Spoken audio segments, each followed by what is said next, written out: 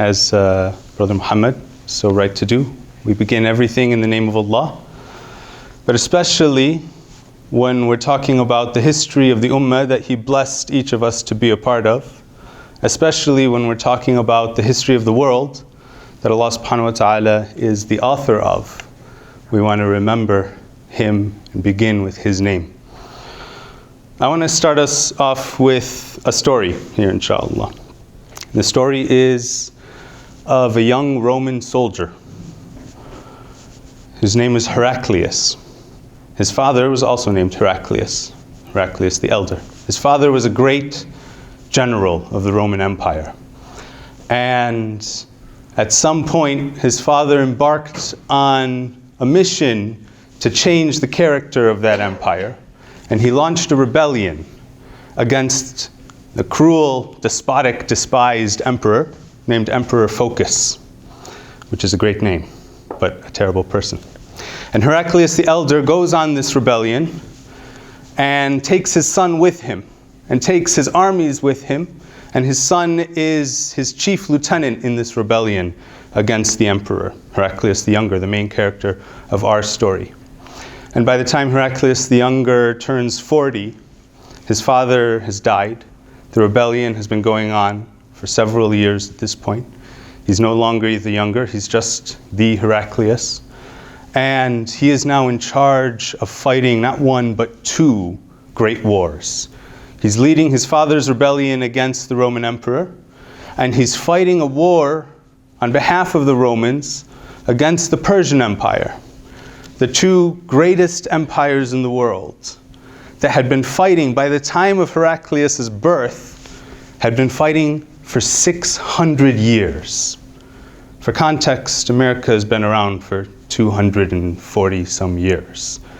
These two behemoth empires had been throwing waves and waves of soldiers at each other, fighting back and forth over the prized territory for 600 years.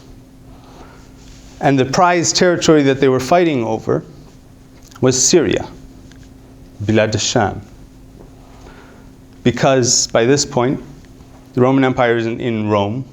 It's not the Roman Empire that you think of when you think of Julius Caesar trying to fight the Gauls. It's the same Roman Empire.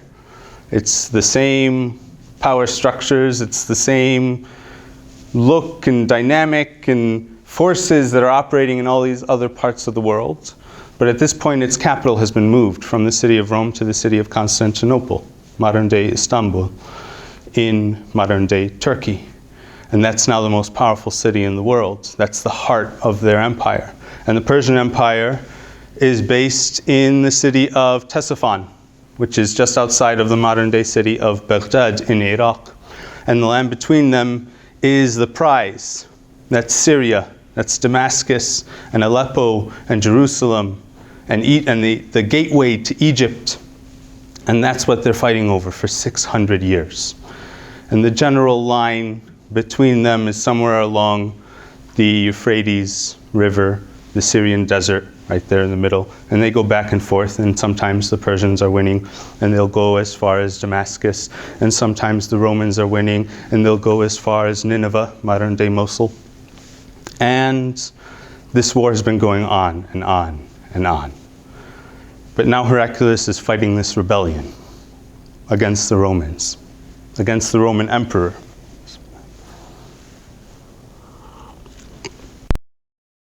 And he's going to win.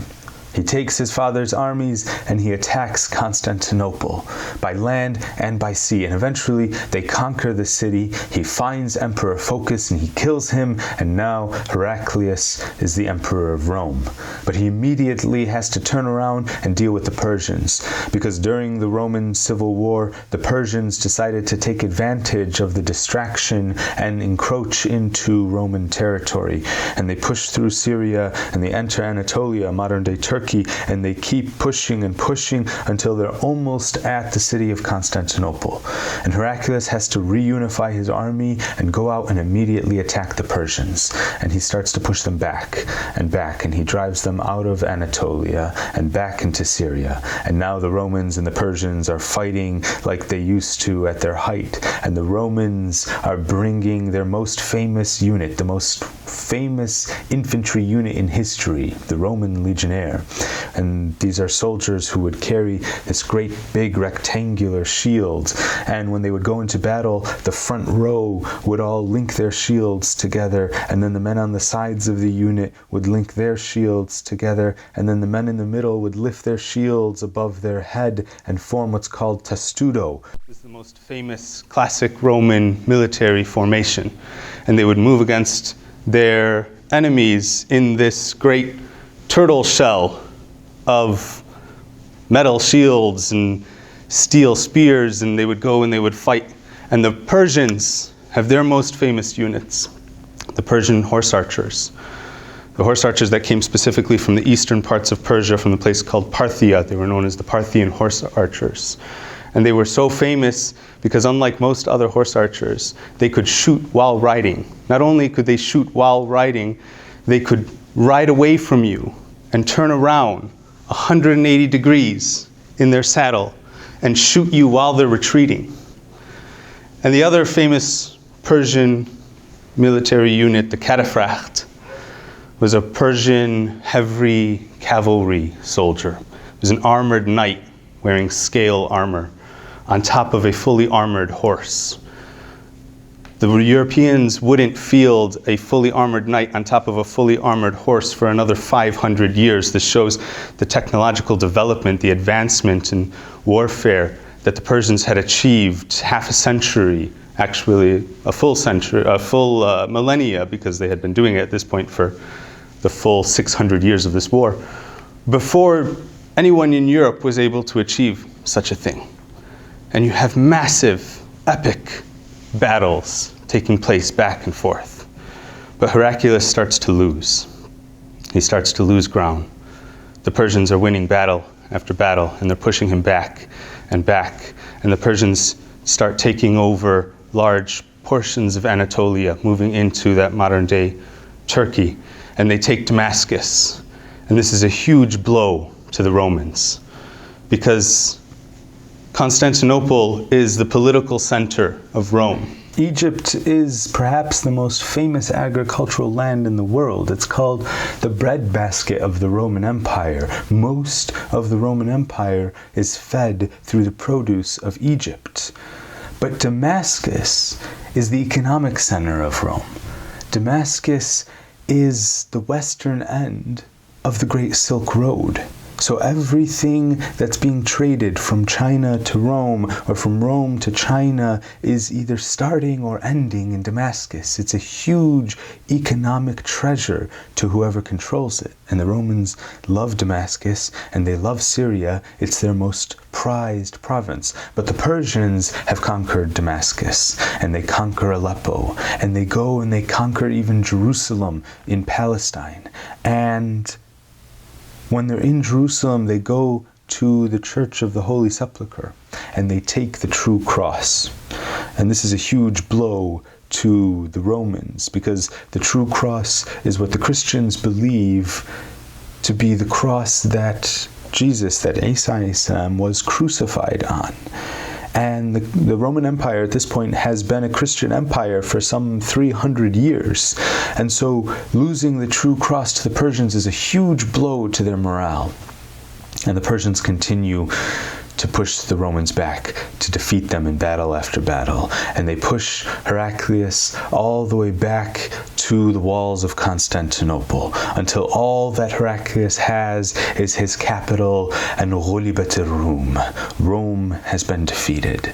But Heraclius is able to stem the tide, because he reaches out to Khusro, the king of the Persians, and he sues for peace. He negotiates, and he tells him, if you leave me my capital, if you leave me this one city, I will give you a treasure the like of which only the Roman emperor could give you. And Khusro agrees.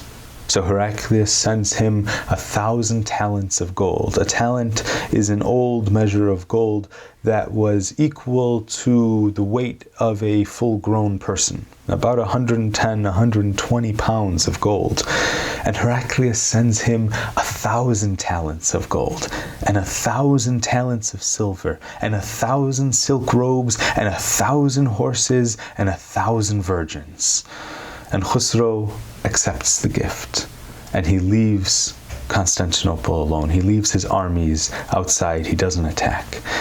And Heraclius immediately turns around and dedicates every aspect of the Roman Empire to building an army that would be able to defeat the Persians. He cancels all public funding of any other projects. He focuses all of the economic effort and all of the governmental effort in every aspect of the Roman Empire. He dedicates to building an army, retraining, reorganizing an army to specifically be able to defeat the Persians.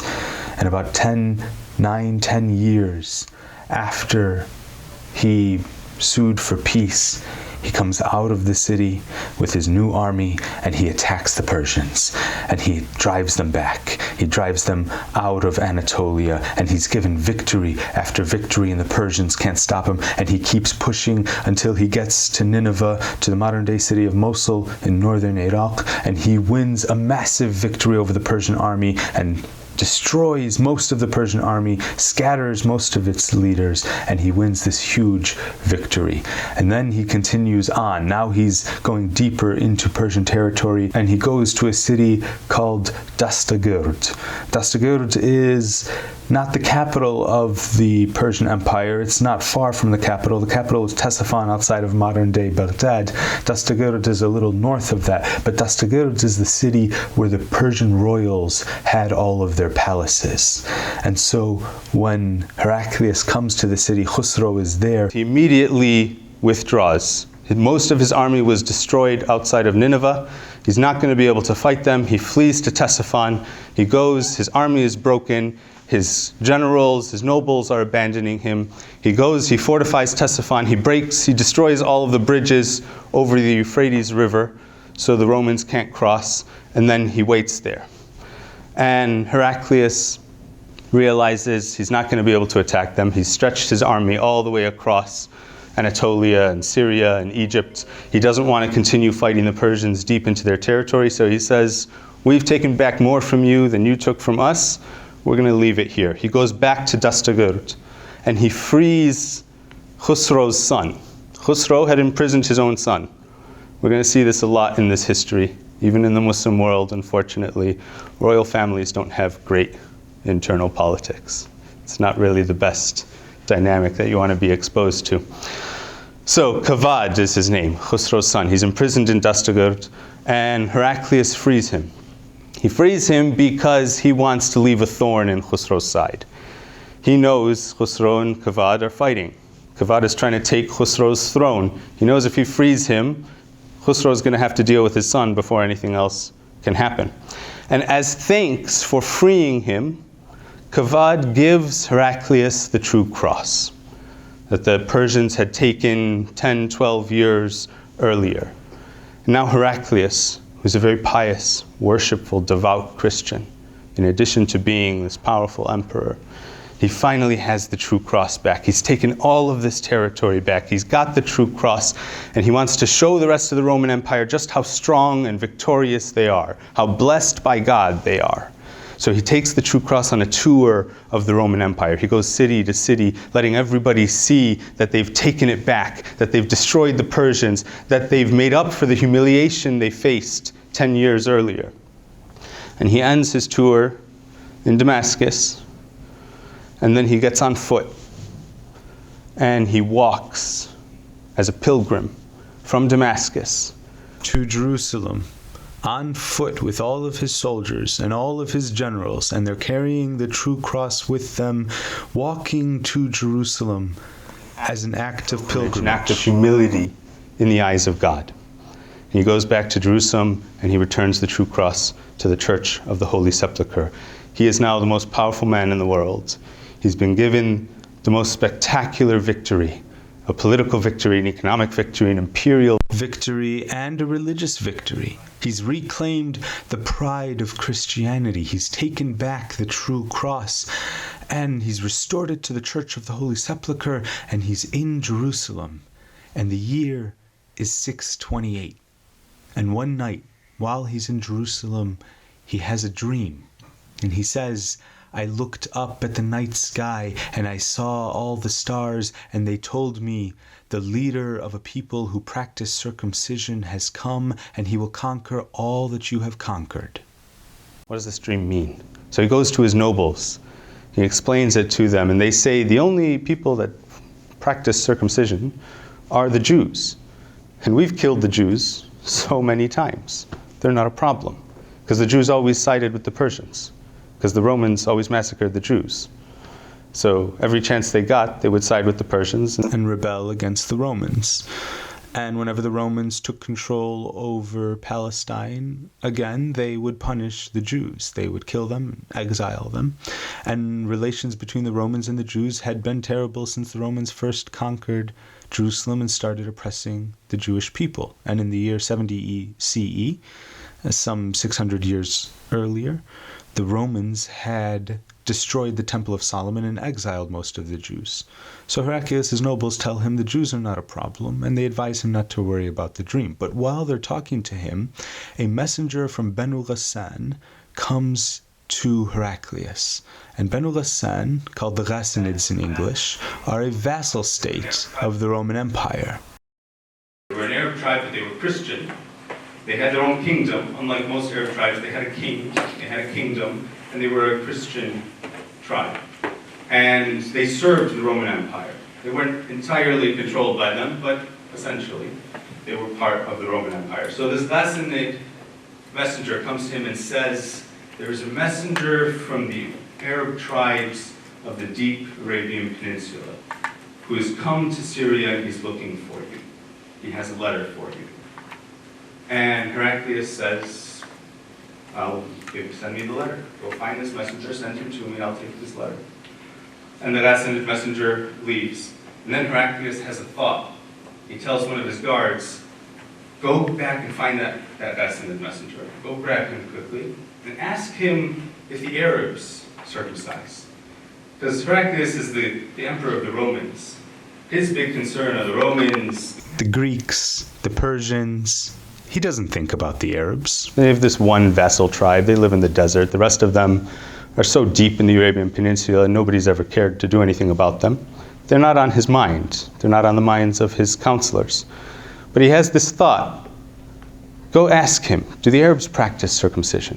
They go and they find that Ghassanid messenger and they ask him. And he says, yes, we're people who practice circumcision. So Heraclius becomes worried. Who's this messenger that's coming so soon after this dream that he's had? The messenger comes, not the Ghassanid messenger, the messenger that came from deep Arabia. He finally makes his way to meet Heraclius in Jerusalem. He's a very beautiful young man, dressed in beautiful but simple clothing. And he gives the letter to Heraclius and he leaves. Heraclius reads the letter. He immediately goes gray, becomes very agitated, very concerned. And he tells his guards, there are Arabs from a city in the peninsula called Mecca. And they come up to us here in Syria to trade every year at this time of year. He said, go to the trading cities and find me Arabs from that city, from Mecca, and bring them to me.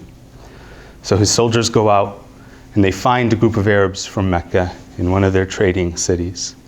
And they bring them to Heraclius' palace.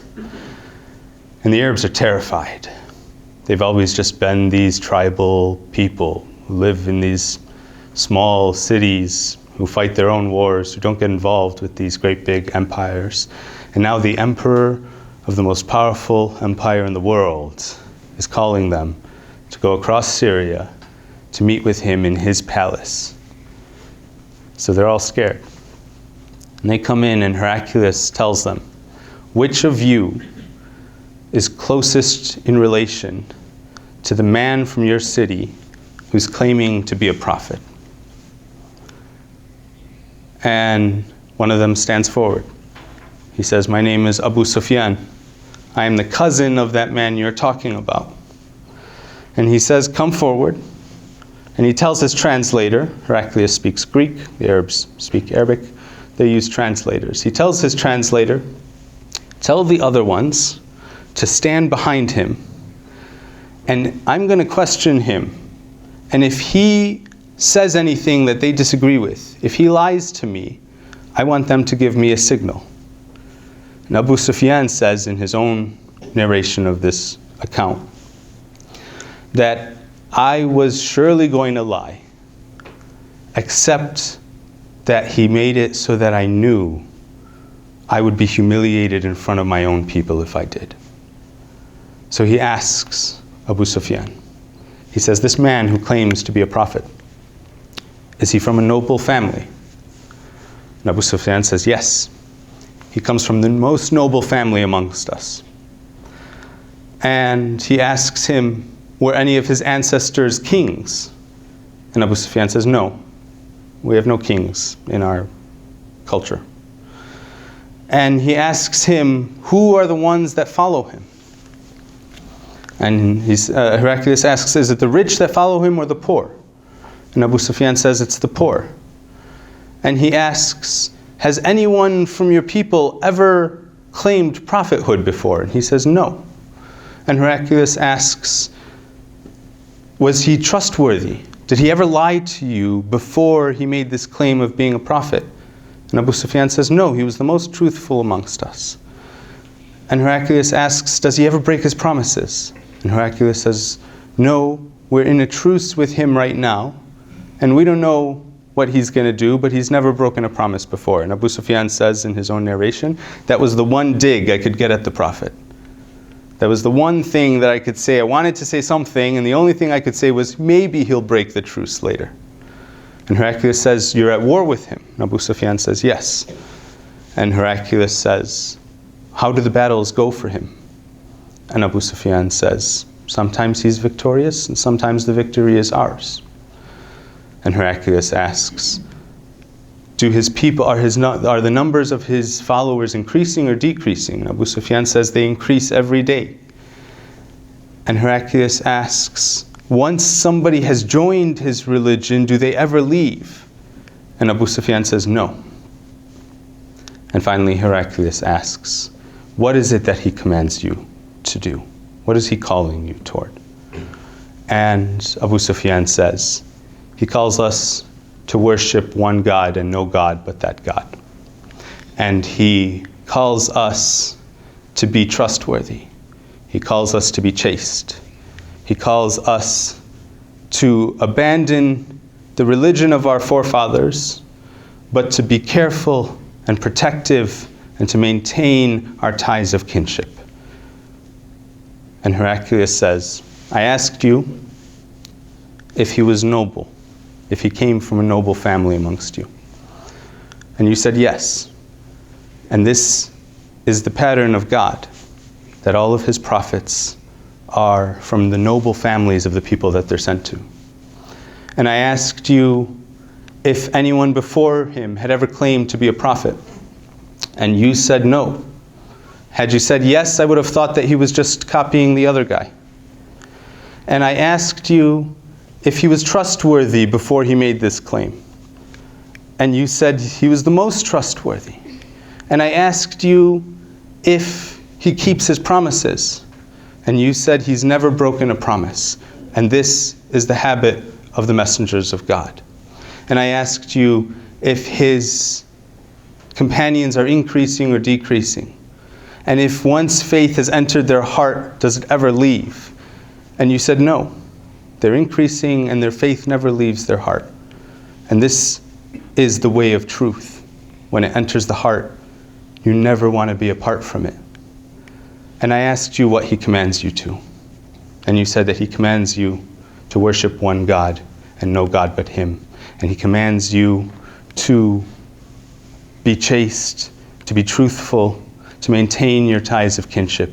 And this is the message that every prophet has always brought. And then Heraclius calls for the letter that he received. And he opens the letter and he begins to read. And the Arabs are there. And the room is full of Roman nobles, Roman dignitaries, the soldiers of Heraclius. And Heraclius reads out, "In the name of Allah, the most merciful, the mercy-giving. From Muhammad, the servant of God and his messenger, to Heraclius, the ruler of Rome, peace be upon him who follows the right path. I invite you to Islam.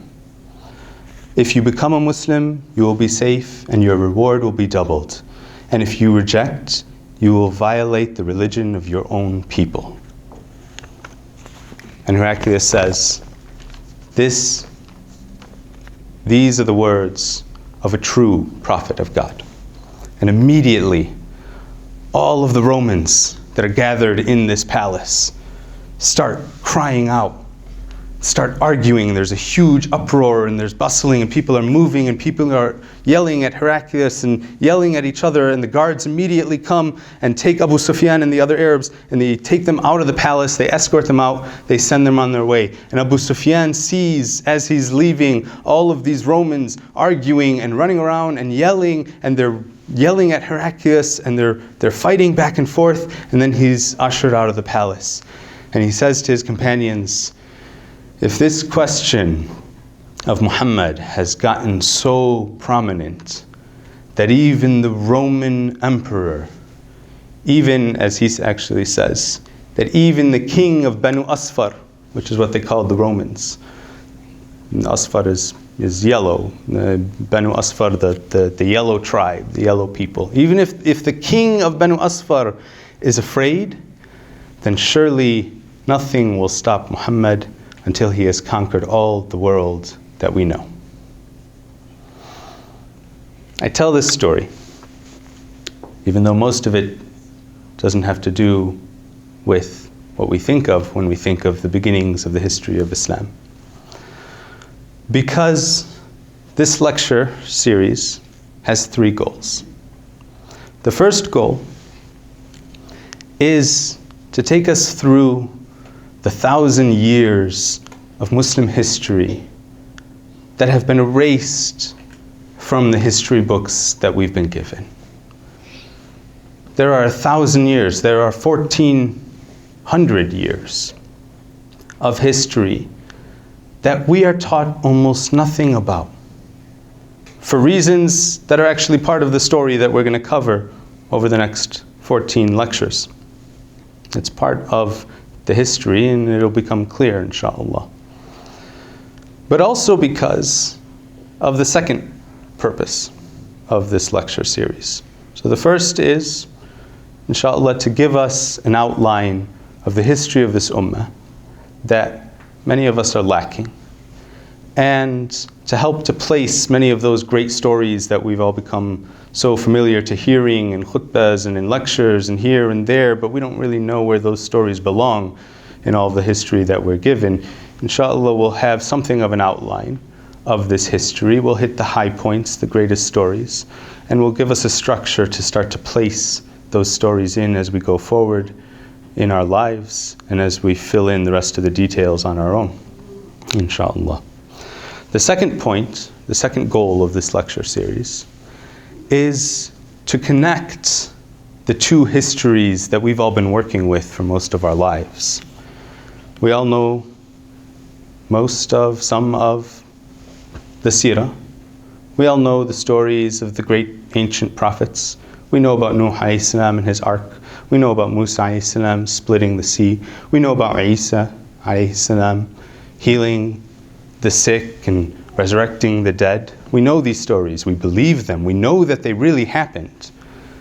But we don't really know that they really happened in the same world that the Romans lived in, and the Greeks, the same world that the Vikings lived in, the same world that the Mongols moved in, the same world that saw European colonialization, that saw the advent of European ideas of whiteness and blackness, that saw the age of exploration, that saw the discovery of America, that saw Machiavelli and Da Vinci and the Italian Renaissance, that saw the advent of the scientific method and the invention of the camera. The same world that saw the stories of Count Dracula.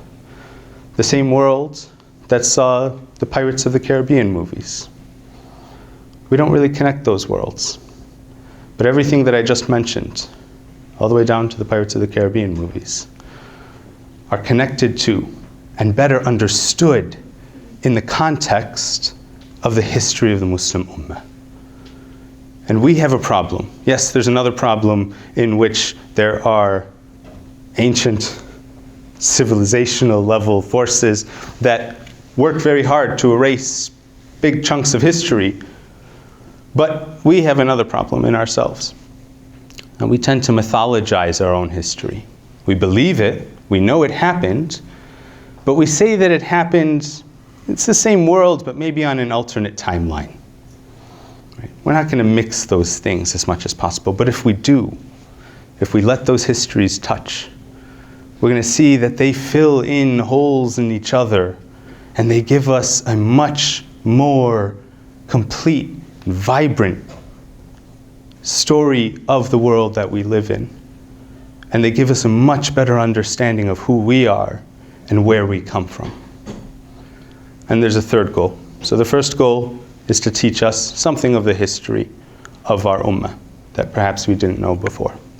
The second goal is to allow us to start to think about these two worlds that we inhabit as one world, one history, one story that's been written. And the third goal is to vindicate the region of the world that most of these stories are taking place in. One of the goals of the Quran is to vindicate the prophets that came before. We're taught that one of the purposes of the revelation of the Quran is that Allah subhanahu wa ta'ala sent all these prophets to all these people, and each of those people then turned around and vilified and slandered and attacked and lied about and tried to attack the reputation of all of these wonderful prophets that Allah subhanahu wa ta'ala had sent to them. They created all of these false, derogatory stories. And one of the points of the Quran, one of the missions of the Quran, is to come back and tell those stories and resurrect those names and create an ummah of people who will love and respect and vindicate those prophets. And if we want to vindicate those prophets and their stories, I think it's very important for us to also vindicate the place that their stories occurred in. There are 124,000 prophets that Allah subhanahu wa ta'ala sent to the earth, to every community, to every corner of the earth. Prophets went to everyone who was a community, to everyone who was a civilization. But only 25 of them did Allah subhanahu wa ta'ala select to name for us, to teach us their stories, and all of them come from this one part of the world, this blessed region.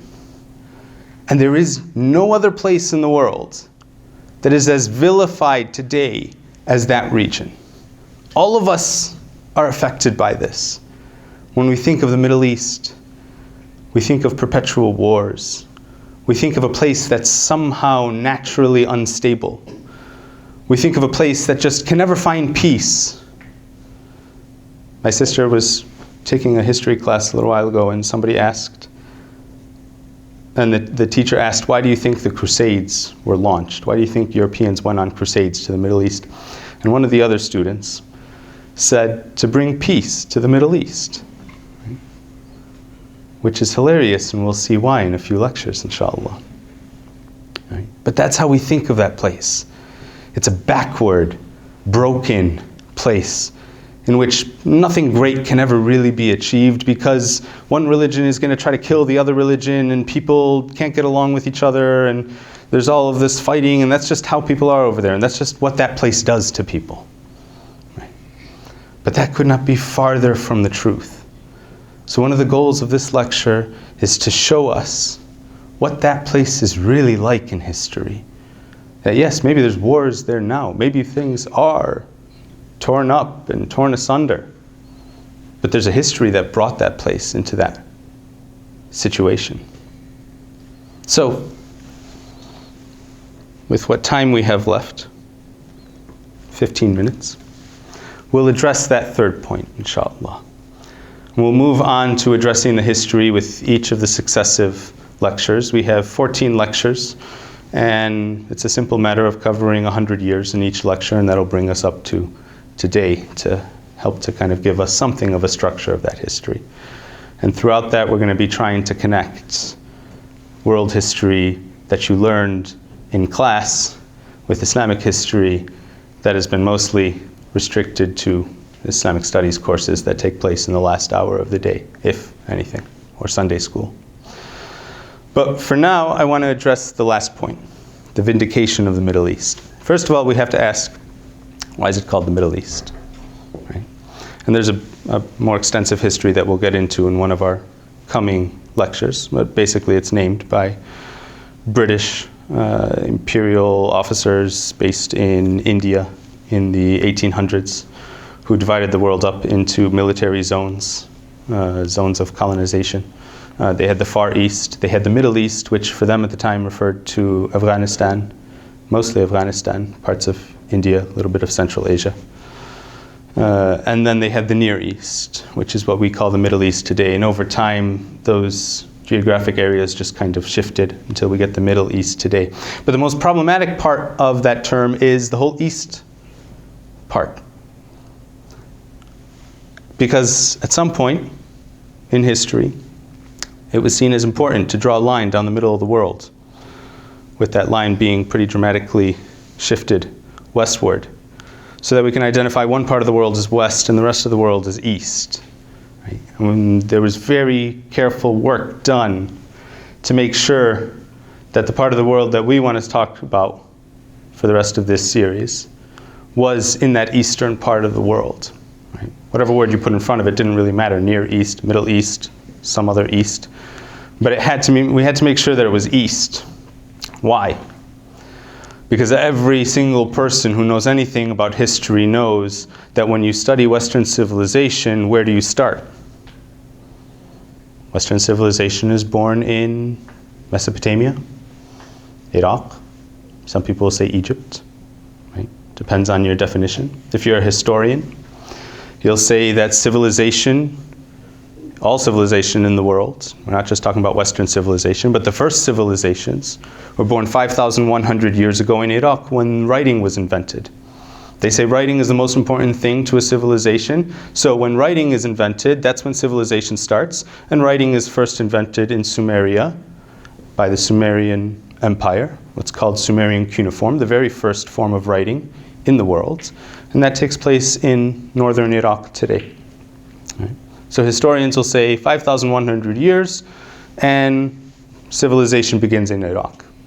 Political scientists say, no, that doesn't really make sense because writing was invented for a purpose. And most likely the purpose that it was invented for was in order to support governmental functions. And the first governments emerged 6,500 years ago in Egypt. Right? So we're just going to move next door. Right? And anthropologists will say, no, government can't be what we say is the start of civilization, because government is formed in order to support something, and that thing is agriculture. Government is formed in order to support agricultural practices and regulate them and protect them and so on and so forth. And agriculture starts 11,700 years ago, and we're back in Iraq. Right? And each time Egypt or Iraq did something, the other one did it a couple hundred years later, right? At most. Right? So they're always going back and forth.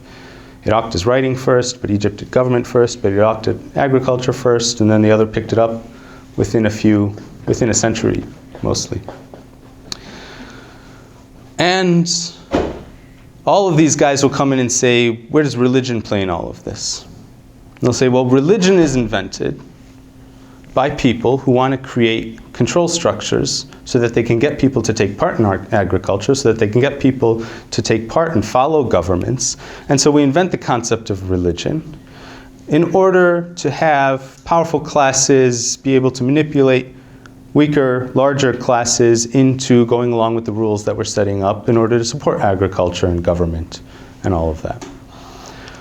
But recently, 2007, there were excavations that were done in Syria near, forgetting the name of the city, Tadmur, I think. What's Palmyra in Arabic? Palmyra? I know Palmyra is the English name of the city. I'm forgetting the Arabic name. Tadmur, I think, or something like that. No. Well, there was a excavation that was done, and they found a whole network of ruins that, after extensive study after study, and multiple people tried to disprove it, and they kept going back and they kept studying and they kept finding that the only thing that could explain what these ruins were was that they had to be places of religious worship. And those ruins are 14,000 years old. So that means that before writing, before government, before agriculture, people were coming together, which is what each of these stages of civilizational starts of civilization are trying to measure. What brings people together? What motivates people to come together in large groups, to operate outside of just small family ties, to operate outside of just survival, and come together to achieve something bigger than themselves.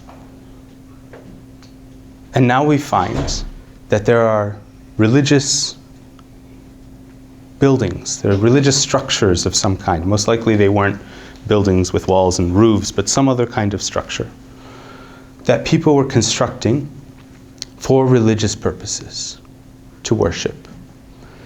And so now everybody is saying, okay, maybe we have to go back to 14,000 years, to Syria, and say civilization started there. The point of this whole last part of the lecture is to say it doesn't really matter what you say. If you're a historian and you say it's writing, if you're a political scientist and you say it's government, if you say it started with agriculture, if you say it started with religious congregational worship, wherever you go, whatever metric you use, you're going back to the Middle East. It's Iraq or Egypt or Syria. And everyone agrees with this. Everyone says civilization starts here, right there. And then it gets up and it runs away, and it decides to go and plant itself in Germany, or Italy, or France, or England. When no other civilization in the world functions like this. There is no other civilization in the world that we say starts in one place, and then just up and leaves and abandons that place to become a backwater of people who can't live next to each other without trying to kill each other. But that's the story that we've been told. That's how we vilify that region. Right? That's how we build the history that needed to be built in order to achieve the things that needed to be achieved, and we'll address all of that in a few lectures, inshallah. But it's entirely false. Civilization was born there, grew up there, thrived there, expanded there, literally lit the world from there. Arab cities in the Middle East had oil lamps lining their streets when every other city in the world was dark at night. If you were able to go back in time and park just outside of the world and look down on Earth, you would watch Earth go by for hundreds of years, thousands of years. The sun would come and the Earth would be lit, and the sun would go around and the Earth would be dark. And then somewhere around the year 800 CE, in one part of the world, in the Middle East, you would start to see lights. And those lights would start to spread. And they would spread all over that region. And the rest of the world would be dark for hundreds of years after that. Europeans don't start using oil lamps on their streets until the 1800s, 1,000 years after that was happening in the Middle East. And that's just one example. The rest of our series, inshallah, will give us example after example that shows the vibrancy, the life, the civilization of this place.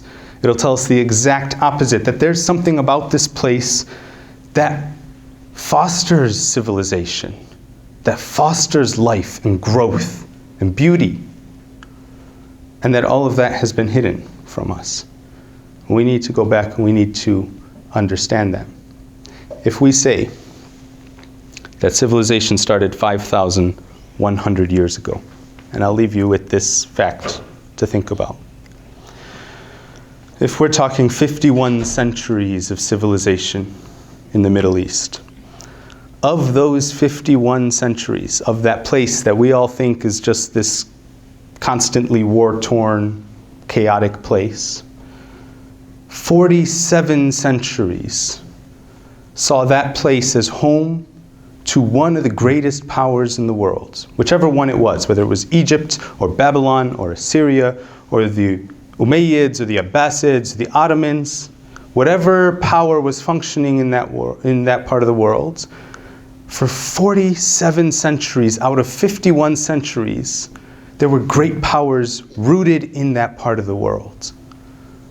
And for most of those centuries, there was tremendous amounts of peace and prosperity for the vast majority of the people living there. I know I just described a more than 600-year war between Rome and Persia, but the fact of the matter is, when Rome and Persia are throwing soldiers at each other in the desert, most of the other people are just living their lives in whatever cities they happen to be living in. You can read reports of people in Damascus, and one year the Persians are coming in and conquering the city and taking over, and the next year the Romans are coming in and conquering, and they're barely paying attention to what these armies are doing.